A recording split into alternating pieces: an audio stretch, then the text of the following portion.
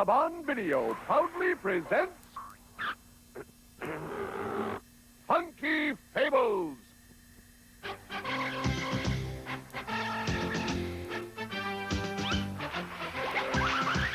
Racing across the brightening sea.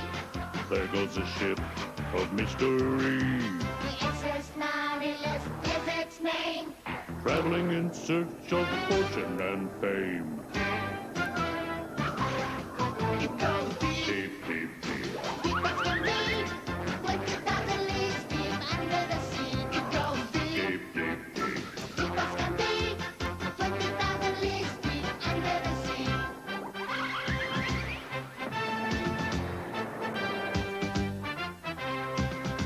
It's made for adventure, experience too, with the captain named Nemo and his fearless crew. It goes deep, Deep, deep, deep. deep as can be. 20,000 leagues deep under the sea. It goes deep, Deep, deep, deep. deep as can be. 20,000 leagues deep under the sea.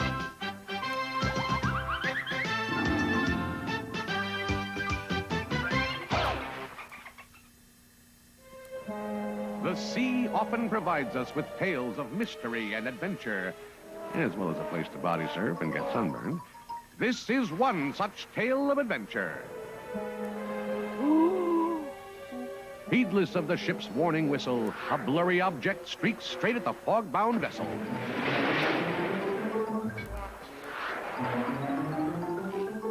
The question here is, how come there's never a cop around when you need one? What would have done this? Maybe a seahorse in a real bad mood. I think it was a sea monster! Yeah, that's a logical explanation. Yes, a sea monster.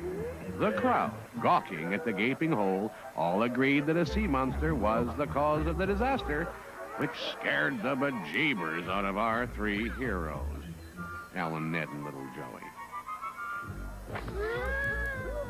Hey, that sounds pretty scary, huh? Okay, guys, I think we all got the idea that you're scared. Gosh, Alan, how big of a sea monster do you think it would have taken to make that kind of hole in the ship? It had to be gigantic and able to swim awful fast, Joey. Like a giant horned whale. You know whales aren't able to swim that fast, and besides, they're peaceful creatures, Al.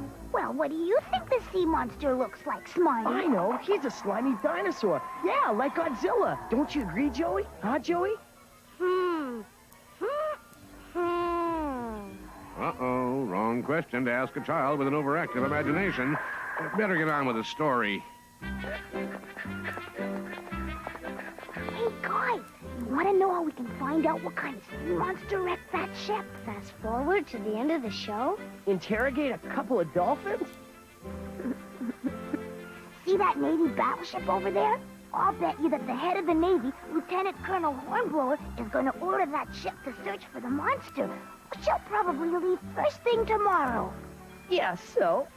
So we stow away on her tonight. But Alan, that's dangerous. Hey, that's a radical idea, Alan. Well, Joey, are you with us or not? Don't pin me down, Ned. Let me think it over. By that evening, Joey had given in to peer pressure and decided to go along with Alan's fudge-brained idea. It was either that or clean up his bedroom the next day.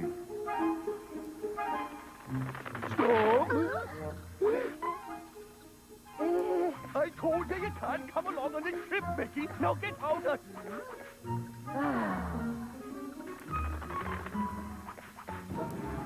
With our stowaways safely stowed away in the ship's storage room, the Navy vessel got underway the next morning just as Alan had predicted. How did he get so smart anyway? Hey, Ned, why don't you stop feeding your face and come and enjoy the view? I can enjoy the ocean view from right where I'm sitting, dude. You better leave something for the crew to eat. The first day passed without event, though Joey did get seasick after Ned forced him to taste the keel bass sausage that was looped around his neck.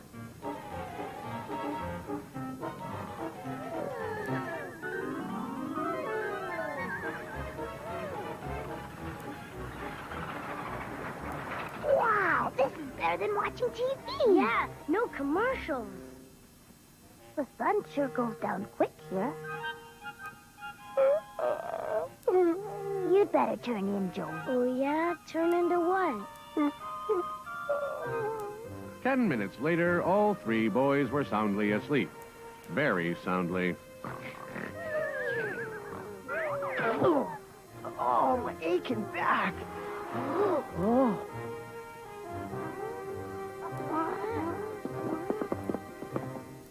Hey, could that be the sea monster? Ahoy! Something big approaching off the port bow! Not only was it big, it was glowing. Man your battle station. Wow. This was serious. Serious enough for Ned to leave a room full of uneaten food.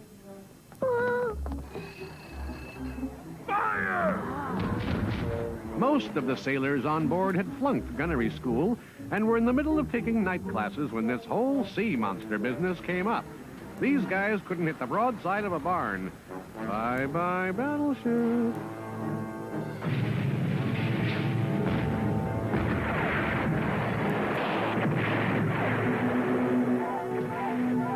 Well, everybody on board started getting that sinking feeling, and you couldn't really blame them. After all, it's not every day that you fire off 1,000 or so cannonballs and totally miss what you're shooting at. Things don't look too promising for our three young heroes. Those swimming lessons at summer camp sure came in handy. We weren't on the passenger list, so they won't miss us. They're leaving without us. What do we do? Now we're stuck out here forever and ever. Ah! Huh? Don't look now, but I think something's going under our feet, guys. It's the monster. No, it isn't, Ned. I think it's some kind of boat. At least it's floating. Yo, anyone home? Hey, we could tap out a message if one of us knew Morse code. Yeah, but we don't, do we? I think we better get out of here before somebody catches us. Hey! Oh! Just as Alan feared, the boys were caught and were pulled into the bowels of a strange underwater vessel, which we'll call a submarine, although it hadn't been invented yet. They were horrified to find themselves confronted by a shaggy bear of a man. Or was he a man of a bear? Whatever. Allow me to introduce myself. I'm Captain Nemo, and you three have had the good fortune to come aboard my ship, the Nautilus. No jokes about the exercise equipment. I've heard them all, so if you're thinking about cracking one, forget it. Now you three can hold up your end of the conversation by thanking me for saving you. You sunk our ship, didn't you? We sure did, Fatso. So why should we thank you for saving us? I was merely defending myself. Your vessel shot at me first, you know.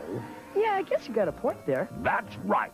Now make yourselves comfy. You'll be staying here a while. What do you mean, staying here a while? Let us go! I can't let you go.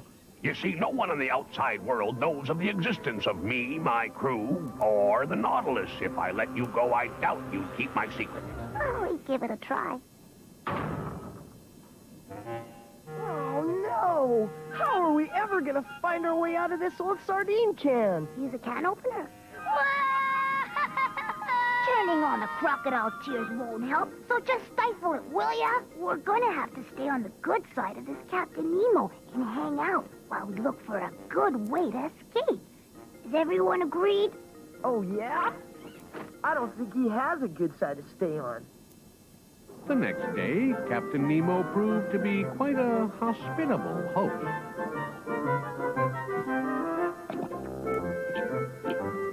What do you think of the cuisine on the Nautilus? Does it meet with your approval, Ned? It's tubular. Outstanding. I like the crab, and the sautéed seaweed was wonderful. What's this pudding made of? It's great. We chop up one giant sea worm, add 2 seahorses and some milk. You like it? Now we're going for a little stroll in the ocean. Come along. A stroll? Do I look like Jacques Cousteau?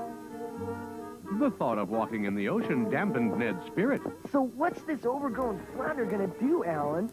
Make us walk the underwater gangplank?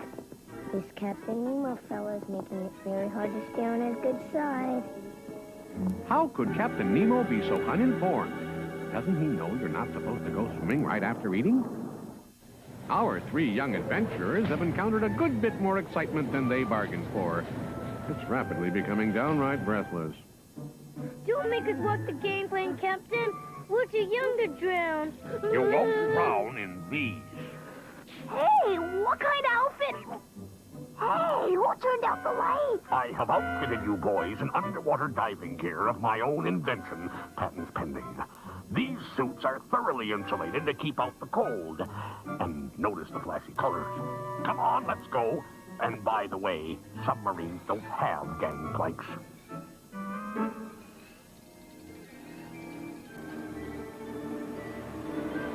Just breathe normally now. Yeah, right. Give me a break. Using small hidden jets powered by natural gas, also patents pending, Captain Nemo led our three heroes down to the ocean floor. Boy, this gear felt like it weighed a ton when we were in the submarine, but now it feels as light as a feather. I feel so light and bouncy. Hey, turn me over, will ya? What are you trying to do, bozo?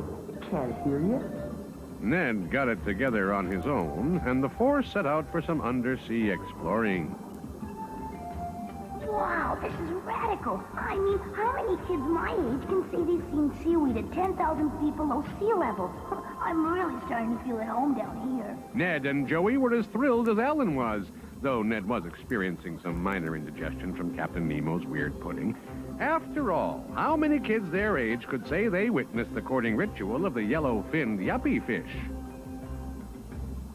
They encountered schools and schools of tuna fish, whitefish, catfish, gefilte fish, lots and lots of schools. High schools, junior high schools, night schools, fish coming home from a hard day at the office. I don't want to carp on this, but they must have been in the middle of fishy rush hour.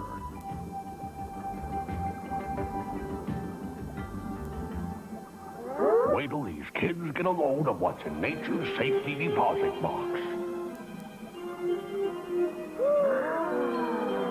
Ned lost his cool, thinking he could trade the giant pearl in for a bunch of computer games, but was immediately scolded by Captain Nemo. Sorry, Ned. This pearl belongs to the sea. Holy jumping turtle, underwater volcano.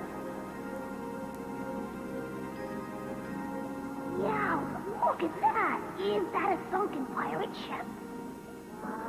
From the looks of it, the derelict vessel very well might be a sunken pirate ship. It wasn't a love boat, that's for sure. Say, this trip is getting to be more exciting than a weekend at Wally World. And from the looks of that treasure chest, this trip might start paying some dividends after all. Yep, those will make some nice Mother's Day gifts.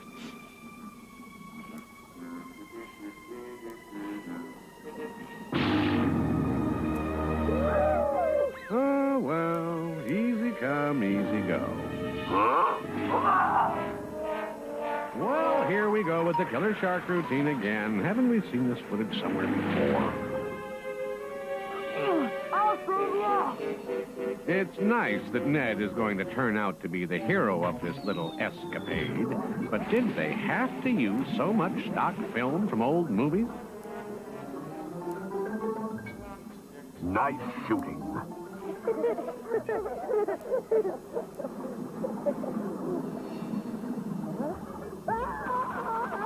All right, a giant octopus. Now that's more like it.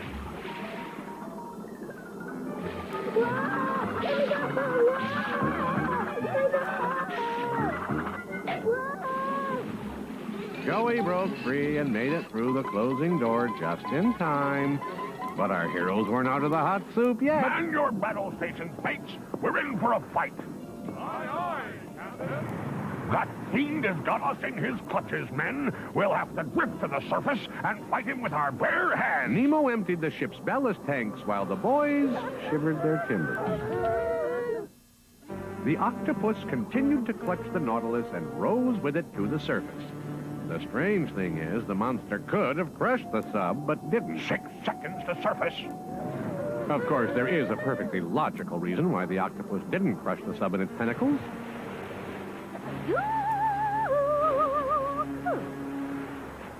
This is it, men. Let's open the hatch. Captain Nemo, look out! It seems the octopus had a crush on Captain Nemo. Someone yell, attack! I'll do it, attack! Wow.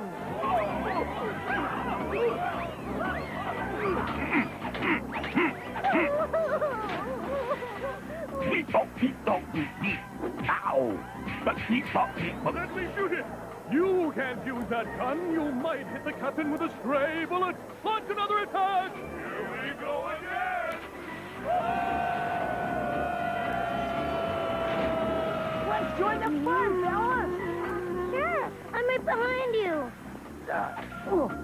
Sissy!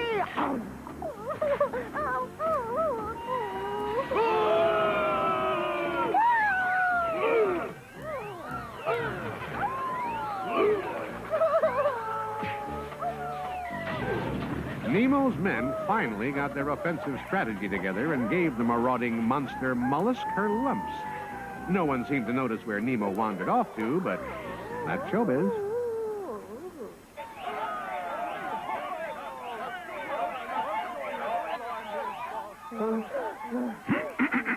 Well, you boys look none the worse for wear, and I'm in one piece, in case you were wondering. They weren't wondering, but they covered it up nicely with some sheepish laughter. In a wink, they were all boarded and soon back to the Nautilus routine. The boys sawed wood like sailors and grew even more fond of the Nautilus's cuisine. Ned even developed a taste for the sea worm croquettes. Oof. Days passed as Nemo navigated the sub northward, claiming he knew some Eskimos and wanted to play a couple of hands of pinochle with them.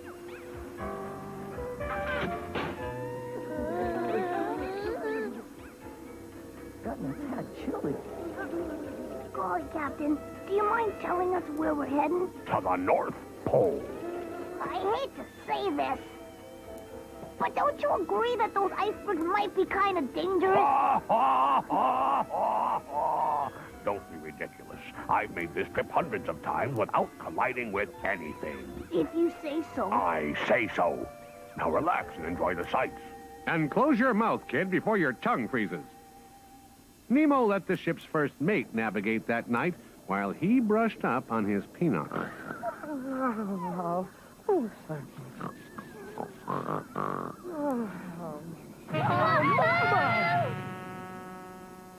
Trapped by an iceberg traffic jam. Looks like Nemo will have to take away his first mate's learner's permit. I don't want to hear you say I told you so. My infallible record of maneuvering safely through these waters is still intact, but my first mate, on the other hand, has been relegated to KP duty for running us into an iceberg. Yikes! I hope this ship's okay.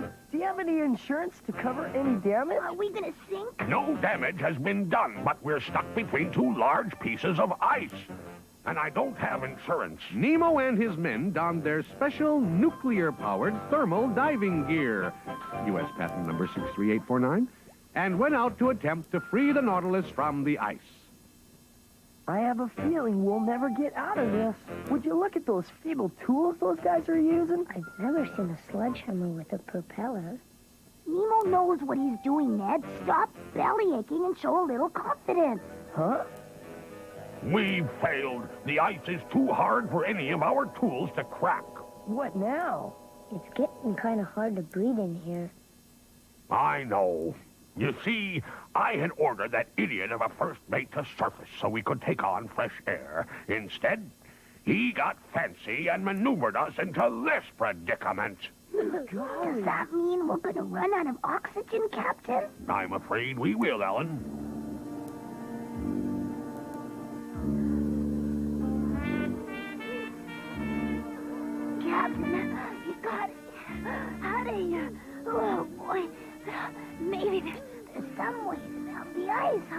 What's that, Alan? Move the ice, you say? I'm trying. Nemo's delirious attempts were futile. The ice wouldn't budge an inch. No way out. The ice. Melt the ice. Mm. No. Another 2 hours passed. I've got it. The engines. They're insulated with hot water. I'll release the water and melt the ice.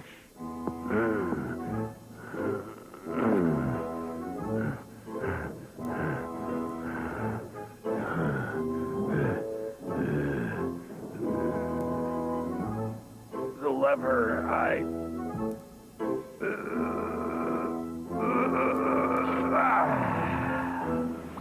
Who would have thought, given the wonders of modern science, that the solution could be so simple? But our heroes weren't out of the woods yet. They still had to get the Nautilus to the surface before they ran out of oxygen.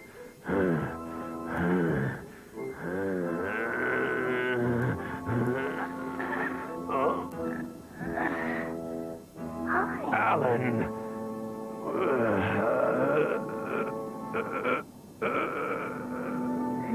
We certainly had a lot of dramatic groaning in that scene. But that's what you can expect from a couple of guys competing for Best Actor awards.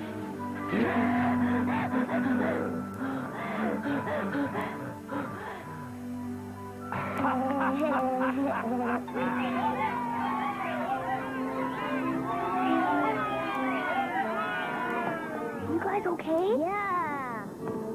Hey, dude, this choking business is a little close for comfort, you know what I mean? What do you think about trying to escape? What the heck are you humming about, Alan? Captain Fatso and his crew almost got us killed a little while ago, and it could happen again. Come on! Use your noodle! We gotta get off of this tub. Alan pondered the issue as the Nautilus headed for warmer waters. What was that? Nemo had returned to the waters where he had first picked up the boys.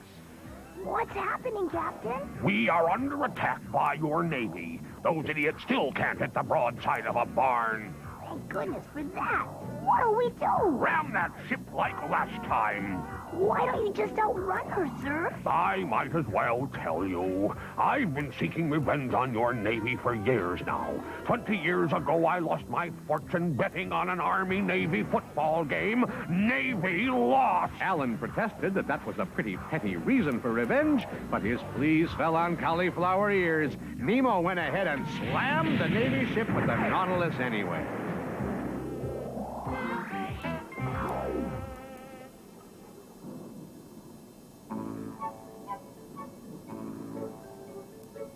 You're right, Ned. Nemo's crazy. We gotta get out of here quick. Got any ideas? Nemo keeps a mini sub on board. We'll steal it and make tracks before he has a chance to catch us, huh? I fixed that Navy ship, but I'm still angry. Dumb Naval Academy hasn't fielded a good football team in 20 years. Think I'll tinkle the ivories. That should help.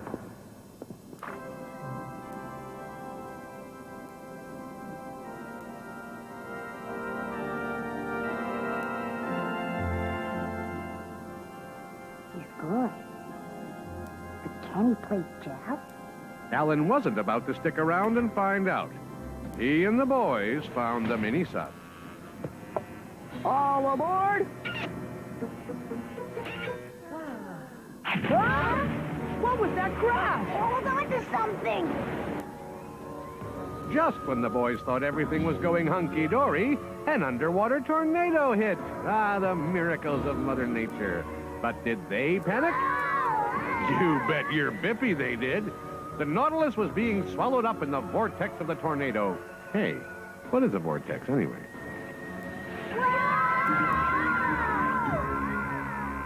Well, that's over. But wait a second. What was that echo effect? Hold it. A tornado. Didn't this happen in another famous story? Something about a wizard in ruby slippers and a girl and her dog fighting a wicked witch and then waking up in bed at home? We made it, fellas! Ah, yes. yes, tales of mystery from the sea. But mystery no greater than the mystery of how we thought we could possibly get away with such a stupid ending stolen from another story. Did the boys dream this whole thing? Was it a nightmare induced by ingesting too many preservative-laden foods?